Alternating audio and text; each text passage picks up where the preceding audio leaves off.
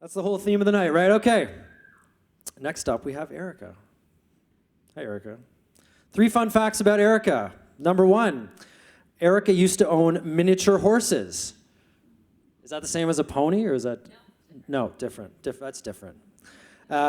She claims that she will die if she doesn't eat breakfast, and she has lived in 7 different places in the last 5 years. Please give it up for Erica.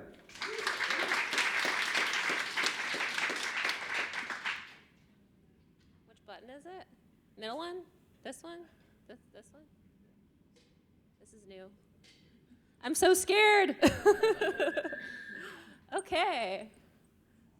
So, this is my miniature horse charmer that I had for 10 years. And the irony is that I'm literally almost 6 feet tall, and I had a pony that measured at 29 inches tall. So I had them for about 10 years, and then I ended up selling them when I got into university. But let's get into the backstory. So everything started back in 2017 when I fell in love for the first time. Love is great, but breakups are not great. Got my heart broken, and the way that I coped was I decided to get a gym membership and get in shape. Because I was a chubby girl in university, I liked eating a lot, I didn't like exercising, and I thought, oh, revenge body. So I joined the gym. And I decided, okay, let's go all in. I'm a very black and white person. Either I'm all or nothing, which is good and bad for many reasons. So I decided to hire a coach, got into bodybuilding, prepped for a show for a year and a half, weighed everything, tracked everything, even the gum that I ate. Crazy. And then I competed in my bodybuilding shows. And that was the thing that I did. I felt great. I felt proud of myself. And then I realized, okay, well, what am I going to do now? I graduated from Laurier. I got a degree in psychology. I was working a regular 9-to-5 job and just absolutely hated it. I had to get a degree to basically scan and photocopy documents and answer phones all day. And I thought that, wow, the system is really fucked up. This doesn't make any sense. So I started listening to entrepreneurship podcasts at my desk, and I got inspired and decided, okay, I hit rock bottom. I developed eating disorders for my bodybuilding competitions, which, I can look back and be like, okay, that was rough. Decided instead of therapy, what I'm gonna do is book a one-way trip to Thailand. Let's do that. That's gonna fix absolutely everything. So that's what I did. I told my parents, and I was living with them at the time, and I had never been to a third world country before. I didn't do any research, and I had really no money. So I took what I had for savings, and I decided to book a one-way ticket there, and I stayed there for not 1 month, not 2 months, but 3 months. For Christmas, my birthday, and then I finally came home when I ran out of money. So the really important thing that happened during that trip is that I met entrepreneurs, and I had never, ever been exposed to entrepreneurship. I grew up in a small town of 25,000 people.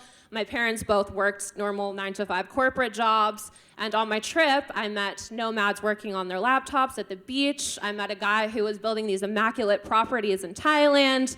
I met a mover who spent half of his year in Thailand on the beach. And I thought, okay, cool. Like, the one thing that I really loved about meeting these people is that when I asked them what they did for a living, their faces would light up.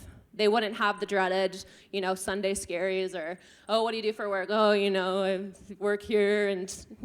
So I decided when I got home, I'm like, I'm gonna do this. I'm gonna start a business. I don't know what it's gonna be, but I'm gonna make it happen. I Googled business workshop near me, and I drove out to the closest business resource center, just 45 minutes away. I learned how to write a business plan, and then I ended up launching Brodo. And why Brodo? So I used to be a bro, competed in bodybuilding. Not anymore, it was a lifetime ago. And then I picked this specific product because I used to make it for myself back when I competed. So I had an Instagram account called Erica Foodie, and I would post every single thing that I ate on this account, and my roommates thought I was crazy because I would go and take my plate next to the window where the lighting was good and take a picture. I was one of those Insta foodies, like, you guys can't eat until I take a picture and post it for all my 500 followers to see. So landed on Brodo, and I was like, okay, I have this recipe, I have the branding, I got my logo made off Fiverr for $50. now I have to figure out where to make it. So I grew up in Grimsby. I don't know if anyone knows where that is. But there's not really a whole lot out there, and I couldn't afford to live in Toronto, so I thought, okay, where can I move? Ottawa. Ottawa's good. That's a fresh start. I don't want to live at home with my parents anymore, and, I found a place. I went on Kijiji. Anyone knows who Kijiji is? I found a roommate. So I thought, okay, cool. So she seemed cool. We never met. We talked on the phone once. And I packed up everything into my Jeep, and I drove 6 hours to Ottawa, where I had been once in my life, and I moved in with her. And so this is what happened. In 2019, I drove to Ottawa and decided to launch Brodo, and this is what my life looked like. I first started operating out of this kitchen, and I was storing inventory in our living room, and every time I would get pallets delivered to my apartment building, the guy would come and he would drop off the pallet, and then he'd be like, sign here, and then he would run because he didn't want to help me disassemble it. So I'd have to disassemble it and bring it up to my unit and then bring it to my living room, and my roommate every day would be like, when are you moving this stuff out of our living room? So I ended up moving into a 1-bedroom apartment, and this is what my living room looked like. I had a freezer. Prior to that, I wasn't able to afford cold storage, so I stored product in my Jeep for 3 months in Ottawa in the winter and drove around with my heat off. And it worked. It really did. And there's me with lots of boxes. Uline and I, we hung out. We're good friends, although it's very expensive. And I launched this version of Brodo. There were tubs of cookie dough. There's my Fiverr logo that I got some Indian guy to make for $50. And this is how I operated. I operated 3 months before the pandemic. I launched the business, and we sold direct to consumer for 2 years. I wanted to sell into retail, but stores were closing. They weren't taking new products. So I thought, okay, let's just sell direct to consumer. And it works for me. We started posting on TikTok, started going viral. That was when I had my first viral TikTok. I invited my friend over, and I'm like, hey, wanna watch Netflix and fold boxes all night? And she said yes, so I'm very grateful for that. So it got to a certain point where I could no longer do everything myself. I was screwing lids onto cookie dough jars until my hands bled, and I'm like, I can't do this anymore. So I found a manufacturer, and the manufacturer was in Toronto. So I packed up everything into a U-Haul, drove to Toronto, found a place to live, and then we went to R&D, and we launched version 2 of Brodo. And it got a facelift. I got a proper logo done, proper branding done, reinvested into the product, and decided, okay, everything is opening up now. People are going back into grocery stores or grocery shopping, and my product's refrigerated, so it's extremely hard to ship. So I thought, okay, let's do retail. This is gonna work. Cool. So we did our first production run, made thousands of jars. All I had to do was send an email to my manufacturer and be like, hey, I want to put in a purchase order. They made the product. I didn't have to do a single thing, which was beautiful. And then we decided to launch into 100 stores, and this is where things went a little bit sideways. Actually, I'm not going to get there yet. But so I went into a bunch of stores with my product, and I realized that it wasn't selling. And it's funny because when you see people in grocery stores doing demos, please just try whatever they're offering. Please just do us a favor. I have never faced so much rejection in my life, and I'm handing out cookie dough. Who doesn't want cookie dough? And then also, me trying to explain what edible cookie dough is to, boomers, no offense. A lot of them don't know what it is. And they're like, what do you mean? So it's me, I should just have, a play button and just have my pitch go over and over. But I remember, too, I was in Fortino's on a Friday night, and there was a guy who came up to me, and he's like, oh, yeah, I follow you. You're doing so good. Have you made millions? I'm like, bro, it's a Friday night. I'm in Fortino's with my bucket hat, handing out samples of cookie dough. No, I haven't made it. So when I was doing demos, I realized, okay, this product's not working. It's not selling. There are so many things wrong with it. It was $10. It was almost 1,000 calories. People didn't realize that there were 6 servings in it, and they would pick it up, and they thought it was 1 serving, and they're like, oh my God, I'm gonna eat this in one go. I can't. And then retailers were putting it in the wrong part of the store. They were putting it in with the dairy. There was just so many things that were wrong with it. And then this is the piñata party story. So I've always tried to be different and creative with everything. I like to be outside the box, but there's a reason why some things are in the box and should be in the box. Don't fuck with the box in retail. So I decided, okay, we're gonna do things different. Like everyone has the same traditional boring flavors. It's like chocolate chip, birthday cake, peanut butter. You know, I'm like, this is fun. This is gonna be innovative. Everyone's gonna love this. It's gonna fly off the shelves.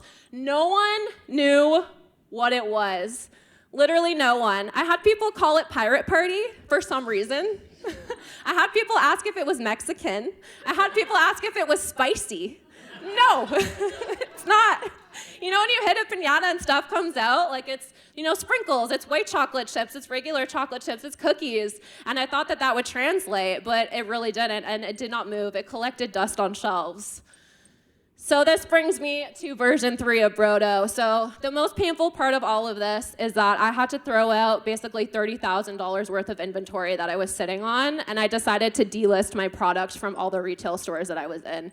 And that is so painful. And there's nothing worse too than getting a message from a retailer who believed in you, you begged them to carry your product, and they're like, yo, your product's not moving, what are we gonna do about it? And I'm like, I don't know. What do you want me to do about it? Mark it down and get it off the shelves. Like, so it was really a hard decision for me to make whether I wanted to keep pushing a product that wasn't selling, because in retail, everything has to be dialed in. The price, the packaging, where it is in the store, there's so many things. And if it's not dialed in, you're fucked, basically.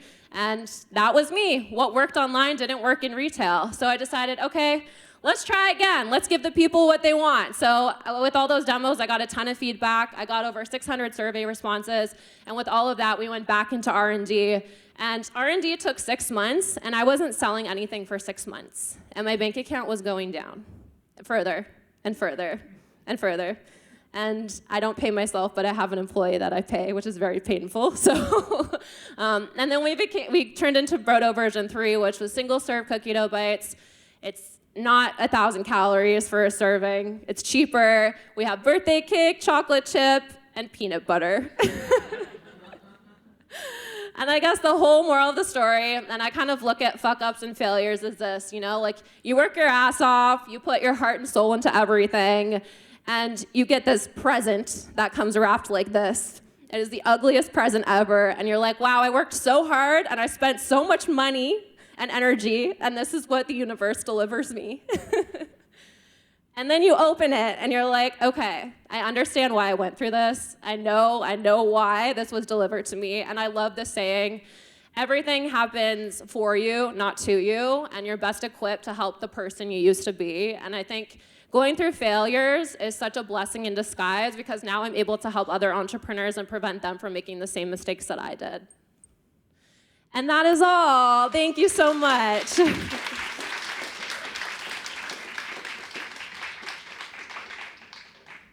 Check. Thank you, Erica. That was awesome. We have time for some questions. Any questions?